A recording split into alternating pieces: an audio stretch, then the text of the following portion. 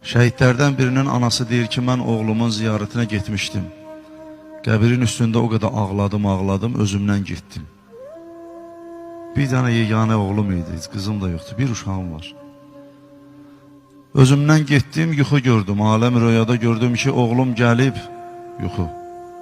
Mənə deyir ki, ana, nə tez-tez mənim başımın üstünə gəlirsən. Deyir, mən bunu eşidəndə bəzi təsirli sözlər var, valideynlərin qəlbi, bəzən görsən onu hiss edirik, bəzən valideyn evladına bildirmir onu, ki, mən səndən incidim. Bəzisi də bildirir ki, mən səndən incidim, ay oğul.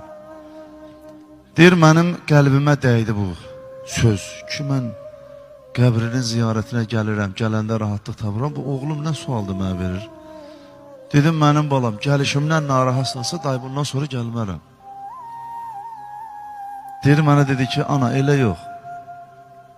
Biz hər cümə, bu illərdə inşallah qismət Aşura elə cümləyə düşür, hacımız, Allah razı olsun. Bəli, sən hər cümə elə ki, mənim qəbrimin ziyarətinə gelirsən, bizdə hər cümə Kərbəlada Həzrət İmam Hüseyin əleyhissalamın hərəminə top çalışırıq, bütün şəhidlər. Gözləyirik intizarla ki, ağamız gəlib bizə muizə eləyəcək. Çünki cümə günü çox bərəkətli gündür. Çox bərəkətli gündür. Biz cümə gününün nə olduğunu ahirətdə biləcəyik.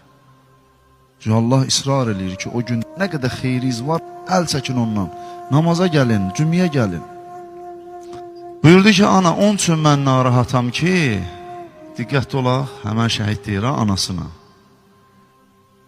Elə ki, biz intizarla gözləyirik, daha bir həftədə həsrətlə gözləyirik ki, ağa söz verib ki, cümə günü gələcəm, hamıza muizə eləyəcəm.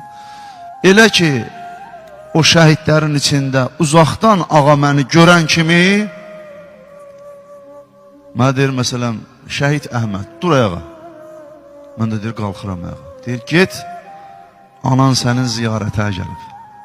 Sən qəbri başında səni gözləyir. Get, anan qutarıb getsə, ondan sonra qayıdıb gələrsən. Gör, ananın məqamına bax.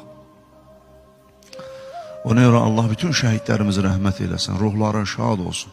Onların bərəkətidir ki, biz Həzrət İmam Hüseyin əleyhissalama əzadarıq.